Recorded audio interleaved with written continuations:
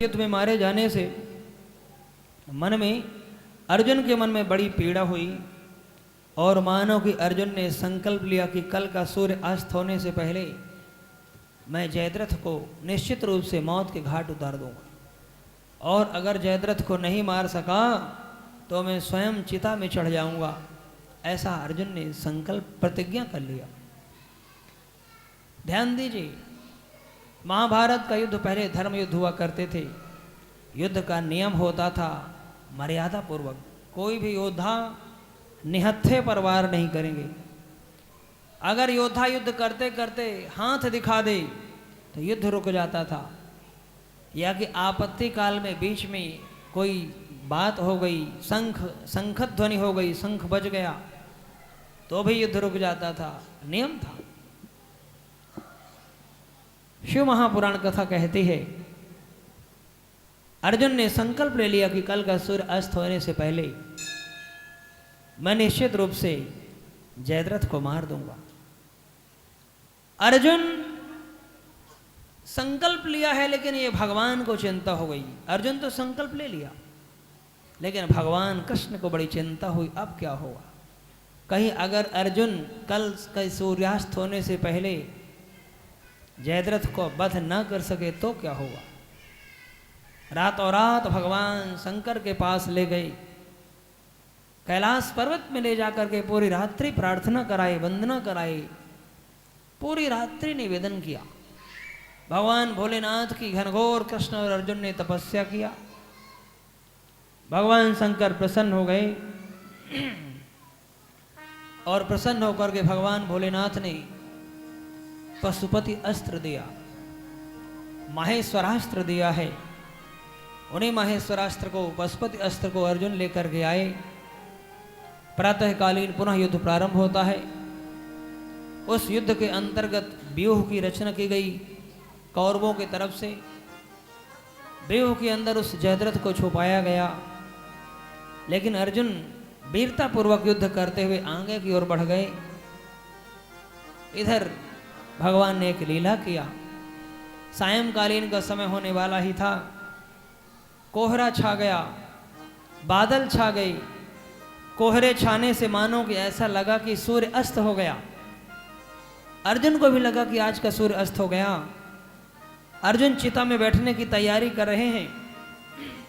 चिता तैयार हो गई, अर्जुन उसमें बैठने ही वाले थे, अग्नि प्रज्वलित करने ही वाले थे। जयद्रथ को लगा कि अब तो पांडवों की पराजय हो गई। अगर पांचों पांडवों में अर्जुन की मृत्यु हो गई तो हम तो युद्ध को जीत लेंगे। समस्त पांडवों में शक्तिशाली अर्जुन, एक भी मर गया तो हम युद्ध में जीत प्राप्त करके विजय प्राप्त कर लेंगे। और अंत तो गत्वा वो जयद्रथ भी अर्जुन के इस चिता में बैठने के लिए उत्साहित हो गए, देखने के लिए। जयद्रथ बाहर आ गया। अब तो अर्जुन मर ही जाएंगे, जल ही जाएंगे, जल करके अग्नि में, क्यों ना मैं इस रहस्य का दर्शन करूं।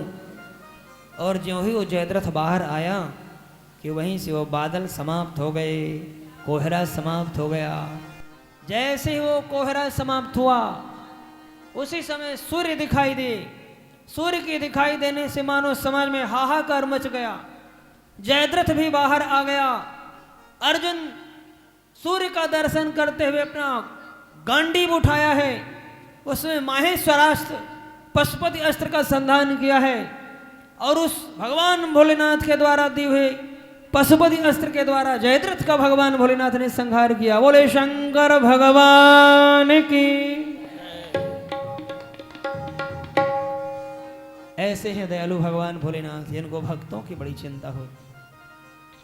सोची भी मोच अनेक लये, जैसे गान सुनो शिव तै सो जैसी है। सोचे भी मोच अनेक लये, जैसे गान सुनो शिव तै सो जैसी है। देवन में गुरु देवो तो ही प्रभु, तेरे ही चित्त में घास गसी है। देवन में गुरु देव तो ही प्रभु, तेरे ही चित्त में। ओ सिर ताज चराचर के तब ओ सिर ताज चराचर के तब प्रेमे प्रेम के फांस फंसी है। बचाई तो देखो इत अब मेरे हंसी की धो तेरी हंसी है। लाजो बचा की तो देखो इत अब मेरी हंसी की धो तेरी हंसी है। लाजो बचाए तो देखो इत अब मेरी हंसी की धो तेरी हंसी है। भक्त की रक्षा करने की जिम्मेदारी भगवान की है। अगर सच्चे भाव के साथ निष्ठा के साथ हम उस परमात्मा का चिंतन करते। एक महात्मा जी थे, उनका नियम था, भगवान राम को अपना शिष्य मानते थे। राम जी हमारे शिष्य हैं, अपने आप को राम जी का गुरु कहते थे, मानते थे। वो कभी मंदिर नहीं गए, एक कुटिया में रहते थे। कुटिया में भगवान का नाम जपते थे और राम जी का एक फोटो लगा हुआ था। फोटो लगा करके रखे थे और एक हाथ में छड़ी थी, मानो फोटो को ही पढ़ाते थे। राघव 4 अक्षर पढ़ लो, राजा के बेटे हो, बिगड़ जाओगे। तो मानो कि राम जी पढ़ते नहीं थे। जब राम जी पढ़ते नहीं थे तो गुरु जी को क्रोध आता था, गुस्सा आती थी। छड़ी लेकर के फोटो में ही मारने के लिए दौड़ते थे। जैसे मारने के लिए दौड़े तो मानो राम जी डर गए। फोटो में ही, तस्वीर में कंपन होने लगता था, वाइब्रेशन होने लगता, मानो राम जी डर रहे। राम जी को डरा हुआ देख करके गुरु जी के हाथ से छड़ी रुक जाती थी, फिर से पढ़ाने लगते थे प्रेम पूर्वक। इसी भाव के साथ पूरा जीवन चला गया महात्मा जी का। वो कभी मंदिर नहीं गए, क्योंकि मंदिर जाएंगे तो राम जी हमारी बहू रानी जानकी जी के साथ बैठे हैं, उनको संकोच होगा, उनको उठना पड़ेगा, हमारा सम्मान करना पड़ेगा। गुरु का भी कर्तव्य है कि शिष्य को कभी अपने संकोच में नहीं डालना चाहिए। कथा कहती है कि भगवान भोलेनाथ, भगवान राम देवालय में बैठे थे। कुछ महात्मा लोग आए और महात्मा जी ने जबरदस्ती पकड़ करके संत जी को ले जाने लगे। जाओ, चलो महाराज, आज हम आपको मंदिर ले चलेंगे। बहुत दिन हो गए राम को पढ़ाते, आज मंदिर का दर्शन कराते हैं। जबरदस्ती ले जाने लगे तो महात्मा जी कहते हैं, राघव मैं आ रहा हूं। ये संत लोग, महापुरुष लोग मानते नहीं, मुझे जबरदस्ती ला रहे हैं। अब तो इस समस्या का समाधान आप अपने आप ही कर लेना। ज्यों इतना कहा और जैसे ही अंदर मंदिर में संतों ने महात्मा जी को लेकर के गए, आप विश्वास नहीं करेंगे, जानकी जी का घूंघट यहां तक आ गया। मानो राम जी का मुकुट झुक गया, मानो खड़े होकर के अपने गुरु का सम्मान कर रहे हैं। ये भाव एक आदर है, एक रिश्ता का भाव। जो रिश्ता हमें भगवान से अच्छा लगे वो मानना चाहिए। परमात्मा के प्रति अगर हम कोई बात रख देते हैं कि ये मेरा काम पूरा हो जाए, ये भी एक अपराध है। कुछ विशेष अपराध कहे गए हैं, जघन्य अपराध। अगर हमने किसी को कुछ देने के लिए कहा और नहीं दिए, बहुत बड़ा अपराध है। भगवान भी उसमें माफ नहीं कर दे, ध्यान रखना। आजकल का मानो वचन का पक्का नहीं। भगवान राम, दशरथ जी ने यही तो कहा था केकई से। केकई ने कहा पहले संकल्प करो, मैं जो मांगूंगी वो देना पड़ेगा। कहा ठीक है। रघुकुल रीत सदा चली आई, प्राण जाहि पर बचन न जाई। हम क्षत्रिय हैं और असली क्षत्रिय जो संकल्प ले लेते हैं वो पूरा करते हैं। क्षत्रियों का नियम है, रघुकुल का नियम है, प्राण जाहि पर वचन न जाई। प्राण भले ही चले जाएं पर वचन में जो कहा हो करूँगा, जो मांगोगे वो दूंगा। और उसी बात का अवसर केकई मैया ने पा गया और राम को 14 वर्ष का वनवास, भरत को राजगद्दी। ये भगवान की इच्छा से ही हुआ। भगवान चाहते थे कि अगर मैं वनवास नहीं जाऊंगा तो संतों महापुरुषों का दर्शन कैसे होगा। सकल मुनिन के आश्रम जाए जाए सुख दीन। संसार के जितने पापी राक्षस हैं इनका उद्धार कैसे होगा। मैं राजा बनकर के सिंहासन में बैठ जाऊंगा तो फिर मेरी अन्न लीला कैसे हो पाएगी। तो ये जघन्य अपराध। आजकल लोग अपने वाणी के पक्के नहीं। दान की रसीद दान देने के लिए कहा और रसीद कटने के बाद भी मुकर जाते हैं लोग। बात क्या पूरी करेंगे, कह करके भी देते नहीं, पूरा नहीं। ये सबसे बड़ा जघन्य अपराध। ईश्वर भी माफ नहीं करते, ध्यान देना। इसलिए वचन के पक्के बनिए, सत्यवादी बनिए। एक समय का भारत जहाँ हरिश्चंद्र जैसे सत्यवादी राजा थे, ये वही भारत भूमि है। सत्यवादी राजा हरिश्चंद्र ने अपने दान में सारी संपत्ति लुटा दिया। विश्वामित्र जी आए और मानो विश्वामित्र जी को सारी संपत्ति दान में दे दिया। स्वप्न में, रात्रि में स्वप्न देखा कि मैं अपनी सारी संपत्ति, बड़े ध्यान से सुनिए, मैंने अपनी सारी संपत्ति विश्वामित्र जी को स्वप्न में दान कर दिया।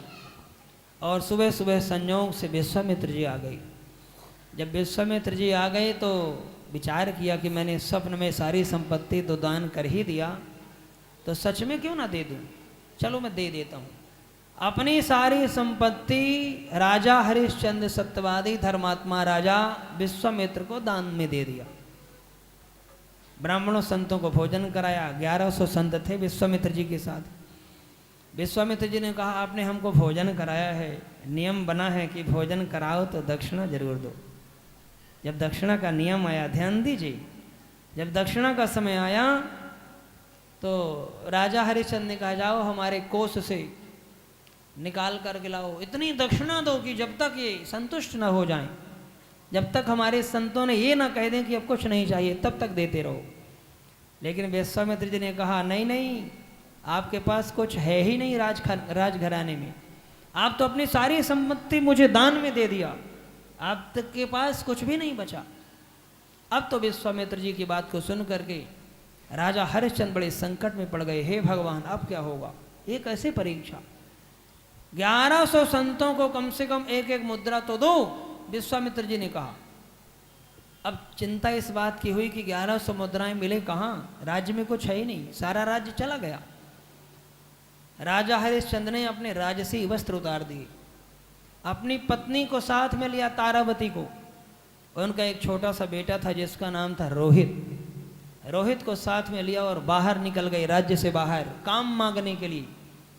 लेकिन जब समय विचित्र आता है प्रिबंधु, कोई साथ नहीं देता। समय की बड़ी कठिन समस्याएं। राजा हरिश्चंद्र 23 दिन का समय मांगा, मजदूरी करूंगा। 30 दिन का समय मांगा। धीरे धीरे समय व्यतीत होता चला गया, लेकिन कुछ भी नहीं मिला। राजा हरिश्चंद्र को कोई काम नहीं मिला। 30 दिन पूरे होने वाले थे, प्रिबंधु घटना घटी। काशी के बीच बाजार में राजा हरिश्चंद्र पहुंचे। पत्नी ने कहा, तारा ने कहा, महाराज आप मुझे बेच दीजिए और मुझे बेचकर अपने धर्म की रक्षा करिए। धर्मात्मा पत्नी, पतिव्रता नारी का यही कर्तव्य है, मेरे पति का धर्म नष्ट न होने पाए। मानो कि संकल्प लिया है। राजा ने कहा, देवी तुम मेरी पत्नी हो, तुम रानी हो, मैं तुम्हें कैसे बेच दूं। लेकिन रानी कहती है, अपने धर्म की रक्षा करने के लिए आप मुझे बेच दो। बड़े ध्यान से इस कथा को सुनिए, बड़ी करुण कथा है। समय गुजरता चला गया, लेकिन कोई खरीदने वाला भी नहीं आया। बीच बाजार में राजा हरिश्चंद्र अपनी पत्नी को बेचने लगे, लेकिन कोई खरीदने वाला नहीं आया।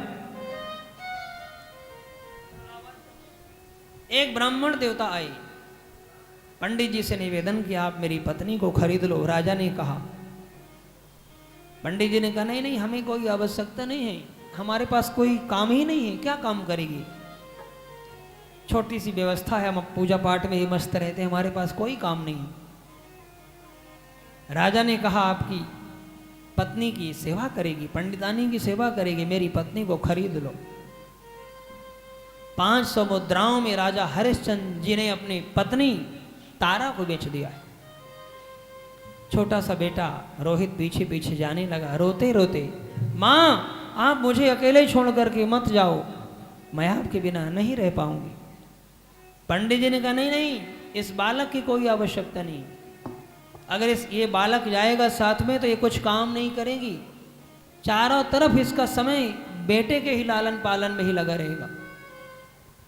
जब इतना समझाया बुझाया, राजा ने कहा, बेटा ने कहा, पिताजी आप अपने धर्म की रक्षा करने के लिए मुझे भी बेच दो।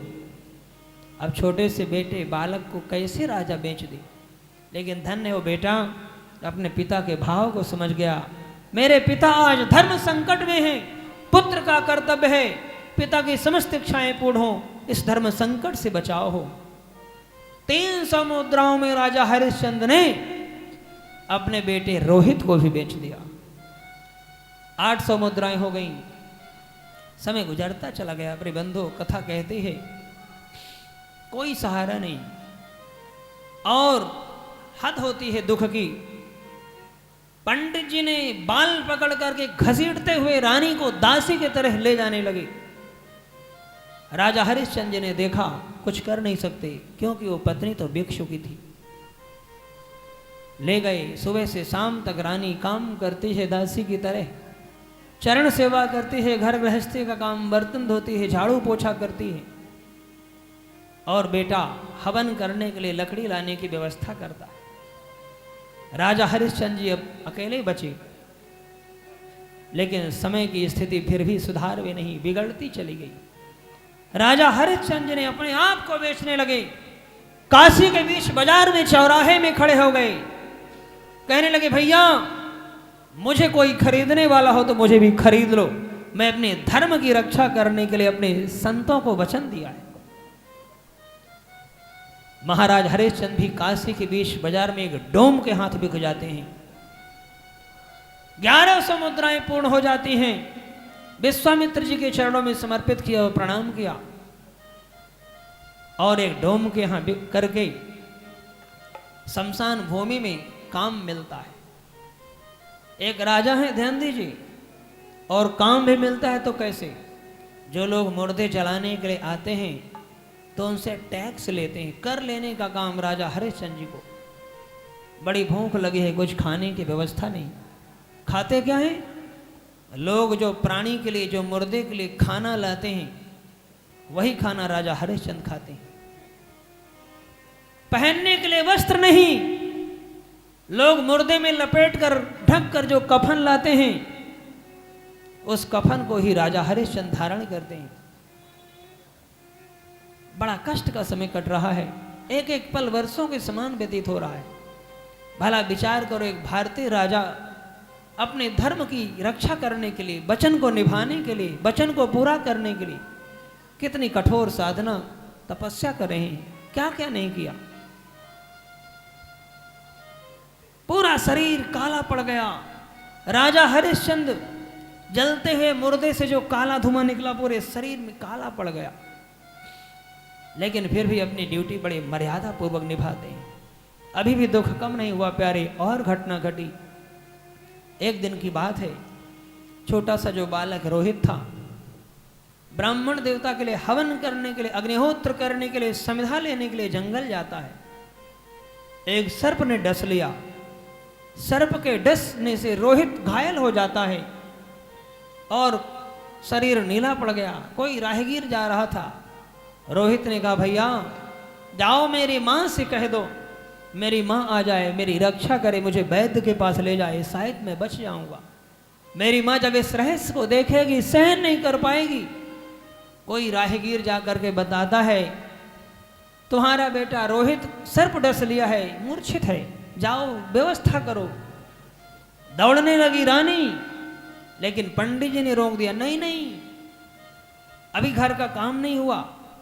बेचारी माँ को इस स्थिति में भी नहीं जाने दी। रोती हुई बिलखती हुई माँ, समय गुजरता चला गया। रात्रि के 10 बजे जब काम फ्री से होकर के जाती, रोहित के पास गई, लेकिन वहां तो रोहित मर चुके थे। शरीर का शक्ति क्षीण हो चुकी थी, प्राण पखेरु उड़ गए थे। हृदय से लगाया, छाती पीट कर रोने लगी। रानी कहती है अपने पुत्र से, हे बेटा मैं तुम्हारे अंतिम समय में भी नहीं आ सकी, मुझे माफ करना। अगर समय समय आ जाती, तुम्हें किसी वैद्य के पास ले जाती, कोई डॉक्टर के पास ले जाती, तुम्हारी रक्षा हो पाती, लेकिन नहीं हो पाई। मन में बड़ी चिंता हुई।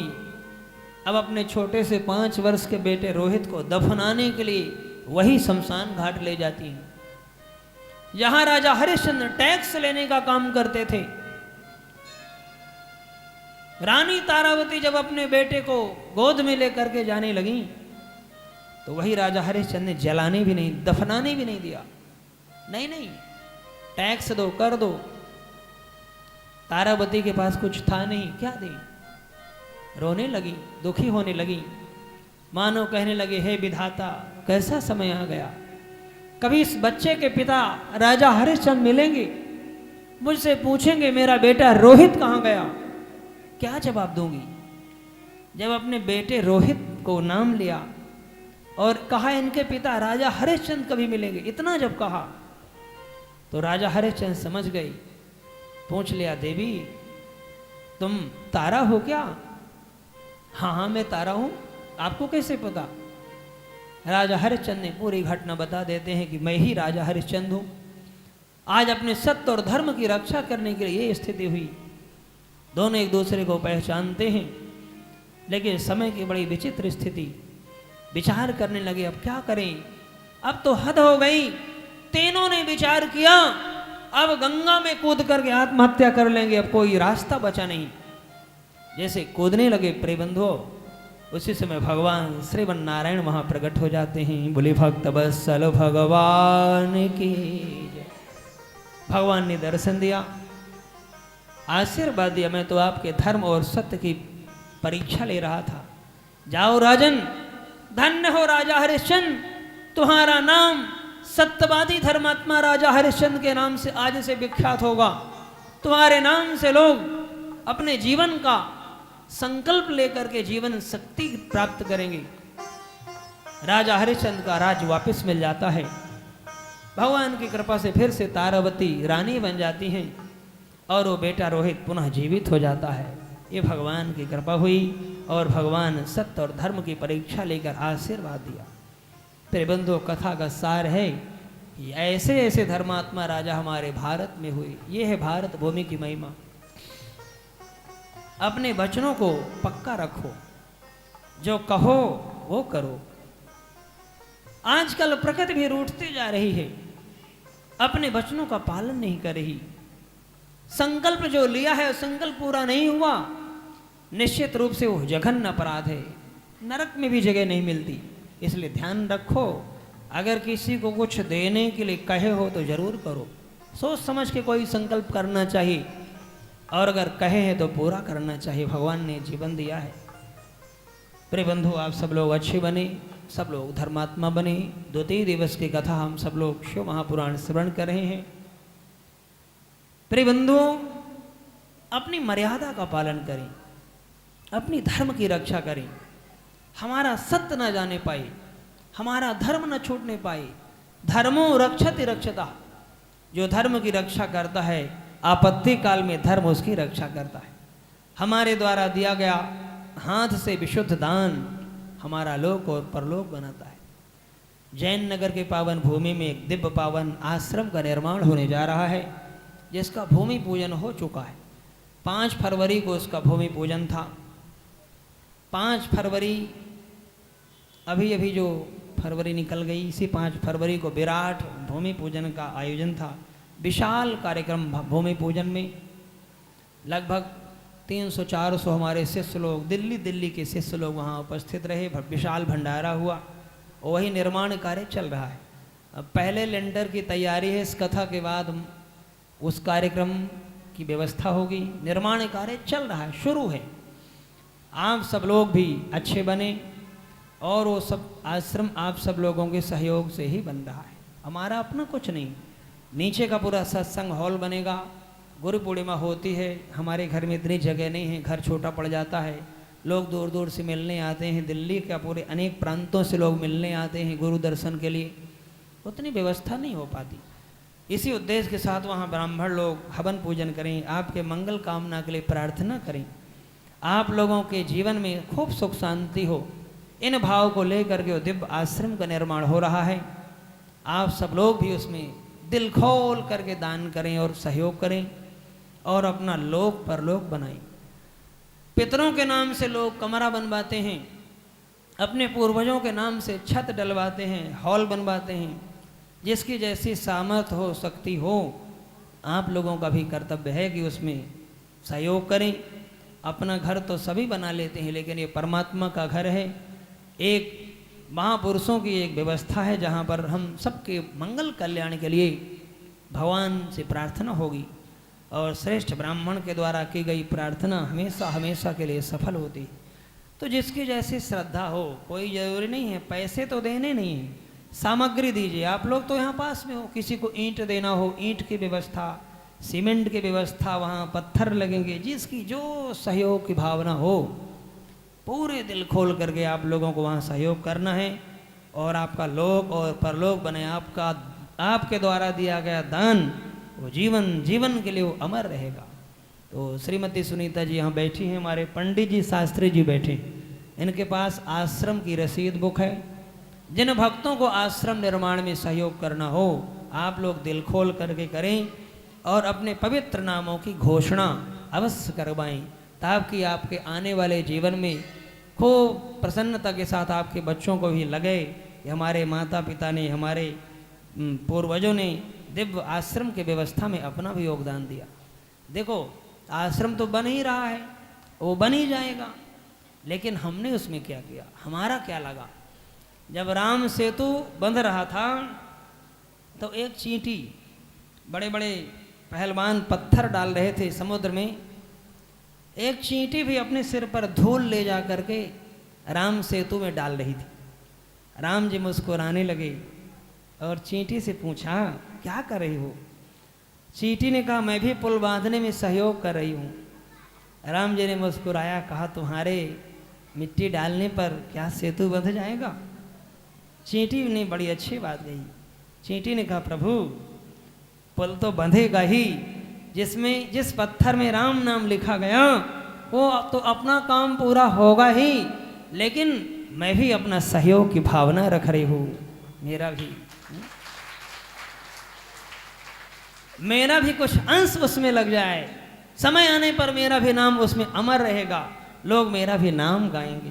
तो ये एक भावना का विषय है मेरे बंधुओं, विचार का विषय। और दान करने से ध्यान दीजिए, दान करने से कभी धन कम नहीं होता। ऐसे नहीं कि हम गरीब बन जाएंगे, उस दिन और बड़ी शांति की नींद आती है, अच्छा लगता है, प्रसन्नता होती है कि हमने जीवन में कुछ किया। भगवान ने हमको मनुष्य जीवन दिया तो हम भी किसी के काम आए, किसी की व्यवस्था में हमारा भी सहयोग लगा। एक भावना का विषय है, एक विचारों का विषय है, एक कल्याण का विषय है। तो कथा का सार है, जीवन में प्रयास करें कि भगवान ने जितनी कृपा किया है उस कृपा का अनुभव करिए। संत लोग, महापुरुष लोग कहते हैं सहयोग करो, उससे संतों को क्या मिलता है। कोरोना काल में आपने देखा कोई किसी का सहारा नहीं, महाप्रलय था, विनाश का समय था। महाप्रलय में एक से एक धनाढ्य लोग चले गए, एक पल में चले गए। कोठी बगले, मकान, दुकान, व्यापार सब धरा का धरा रह गया। जो अपने आप को मानते हैं कि हम संसार में कुछ हैं, एक पल नहीं लगा, एक सेकंड में, समय नहीं। कैसी कैसी खबर आती थी, आप लोग मोबाइल में देखते थे, फेसबुक में। कल का सवेरे पता नहीं कैसी कैसी खबर, जितने निजी सगे संबंधी कितने चले गए। तो जीवन का कोई भरोसा नहीं प्यारे, जाना तो सबको है, लेकिन जीवन में कुछ अच्छे काम करके जाएं। हमारे हाथ पवित्र हों, हमने अपने हाथों से पवित्र काम करके जाएं, दान धर्म करके जाएं, भगवान की सेवा में लगाएं, संतों ब्राह्मणों गुरुचरणों की सेवा में लगाएं, अपनी भावना दें। गुरु पूर्णिमा में सब हमारे भक्त लोग वहाँ आते हैं, आप लोग को सबको आना है। और इतना ही नहीं, आप लोग प्रयास करें और औरों को भी प्रेरणा देनी चाहिए। अच्छे काम के लिए हमारा कर्तव्य बनता है कि हमारे द्वारा कोई, हमारी सखी सहेली का भी कल्याण हो जाए, उनका भी कुछ अंश लग जाए, जिससे मेरा मंगल हो, मेरा भी कल्याण हो। हमारे कहने पर कोई धर्म कार्य कर रहा है तो 50% पुण्य उनको भी मिलेगा, क्योंकि उनकी प्रेरणा से काम हो रहा है। अब सुनीता जी ने कथा के लिए इच्छा रखा, अपनी बहनों से इन्होंने चर्चा किया, बहनें सब तैयार हो गईं और तैयार हो गया। देखो कितने लोगों का कल्याण हो रहा है, हजारों लोगों का कल्याण। यहाँ तो बैठे सुन ही रहे हैं, फेसबुक के माध्यम से पूरे भारत में बैठ करके लोग इस कथा को देख रहे हैं, दर्शन कर रहे हैं, सुन रहे हैं। तो इतने लोगों का यहाँ मंगल कल्याण हो रहा है। ये हमारे भक्ति न्यूज चैनल के माध्यम से देश विदेश में प्रचार प्रसार हो रहा है। तो ये भगवान की कृपा है। तो हमारी इन्होंने प्रेरणा बन करके कथा में सहयोग दे रही हैं। इनकी प्रेरणा से कथा हो रही है। समाज को जगाने का काम तो भक्तों का होता है। संतों ब्राह्मणों का कर्तव्य है समाज को जगाना। अब समाज जागे या न जागे तो समाज का नियम। सोते हुए को जगाना तो बड़ा सरल है, लेकिन जो कोई सोने का नाटक कर ले उसको जगाना बड़ा कठिन है। तो आप लोग तो सब पहले से जागे हो। 2 बार यहाँ कथा हो चुकी। हमारे सब पुराने भक्त हैं। कुछ लोगों ने तो मंत्र दीक्षा भी लिया था, कुछ शिष्य भी बैठे हैं। बाकी वैसे तो हमको सब जानते ही, हम ही सबको जानते हैं, क्योंकि हमारा क्षेत्र है। यहाँ से पोर्ट कला से बुद्ध विहार कोई दूर नहीं, पड़ोस में। और जितना यहाँ से बुद्ध विहार उतने जैन नगर बिल्कुल पास में। तो आप लोगों को तो और अच्छा है, आनंद ही आनंद है। चाहे इधर चले जाओ तो भी आनंद है और इधर चले जाओ तब भी आनंद है। कहीं चले जाओ आनंद ही आनंद है। तो आप सब लोग अच्छे बनो। सब लोग अभी तो आज दूसरा ही दिन है। जिनके मन में जैसी भावना हो दान धर्म की, सहयोग की, तो शास्त्री जी के पास अपना नाम लिखा लें और रसीद बुक अवश्य आप लोग प्राप्त करें आश्रम सहयोग की। आप सबका मंगल हो, आप सबका कल्याण हो, सबके जीवन में खूब सुख शांति हो। बोले गौरी शंकर भगवान की। आइए भाव श्रद्धा के साथ भोले बाबा को मनाते हुए एक बार सब लोग गाते हैं। और क्या कहते हैं? काले के शिव को मनाई हो, शिव मानत नाही। काले के शिव को मनाई हो, शिव मानत नाही। काले के शिव के मनाई हो, शिव मानत नाही। काले के शिव के मनाई हो, शिव मानत नाही।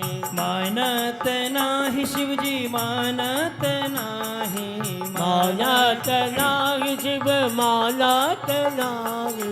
मानत नहीं शिव जी मानत नाही। मानत नहीं शिव मानत नाही।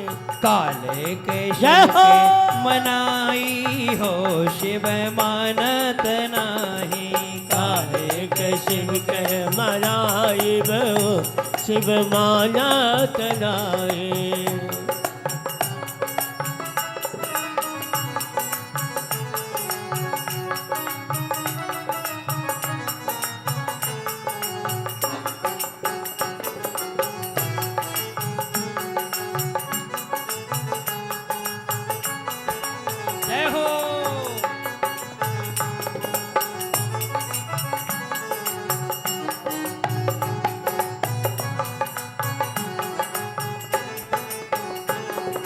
कोठा अटारी शिव के मन ही न भावे। कोठा अटारी शिव के मन ही न भावे। कोठा अटारी शिव के मन ही न भावे। कोठा अटारी शिव के मन ही न भावे। मन ही न भावे बाबा मन ही न भावे। मन ही न भावे बाबा मन ही न भावे। टूट ही मड़ैया कहाँ पाई हो, शिव मानत नाही। टूट ही मड़ैया कहाँ पाई हो, शिव मानत नाही। काले के शिव के मनाई हो, शिव मानत नाही। काले को शिव के मनाई हो, शिव मानत नाही।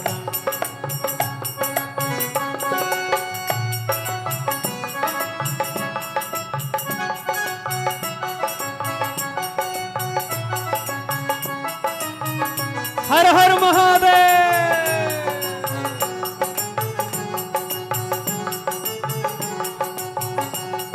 मस्ती में झूमते हुए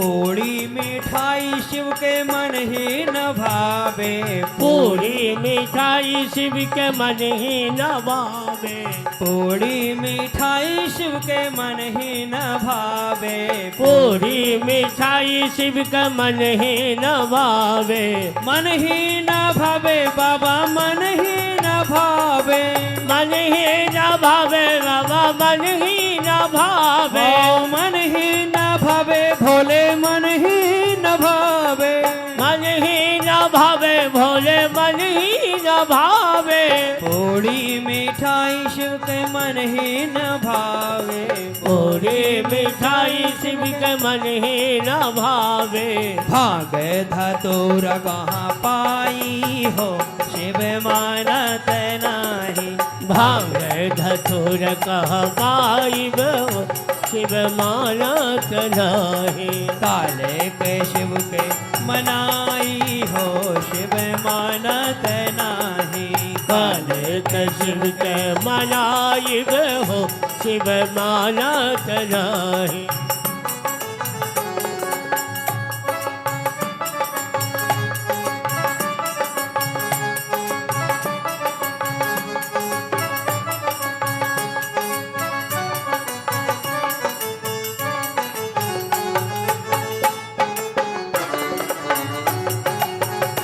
जय हो।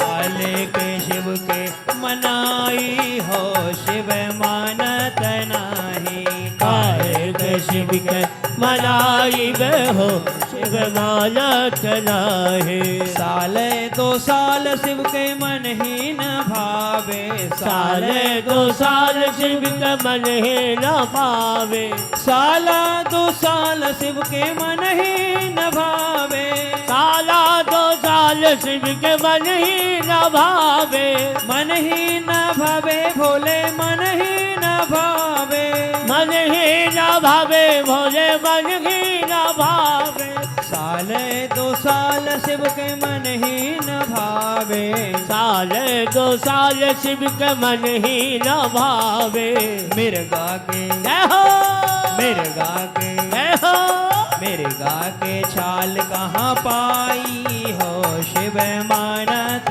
नाही, मिर्गा के छाल कहाँ पाइब हो शिव मानत नाही, काले के शिव के मनाई हो शिव मानत नाही, काले के शिव के मनाइब हो शिव मानत नाही,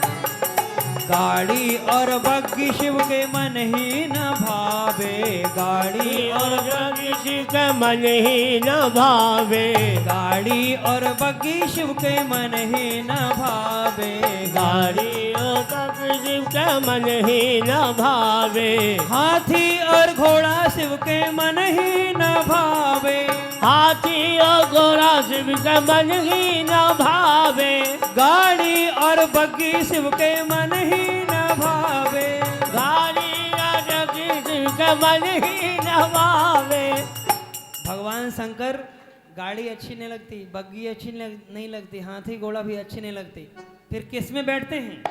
अरे बस बैल कहाँ पाई हो शिव मानत नाही, बस बैल कह पाए शिव मानत नाही, काले के शिव के मनाई हो शिव मानत नाही, काहे को शिव के मनाई हो शिव मानत नाही, मानत नहीं शिव जी मानत नाही, मानत नहीं शिव मानत नाही, ओ मानत नहीं शिव जी मानत नाही, मानत नहीं शिव मानत नाही, ओ मानत नहीं शिव जी मानत नाही, मानत नहीं शिव मानत ओ नाही, काले के शिव के मनाई मानत नाही काहे के शिव के मनाई हो शिव मानत नाही शिव मानत नाही शिव मानत नाही शिव मानत नाही शिव मानत नाही शिव मानत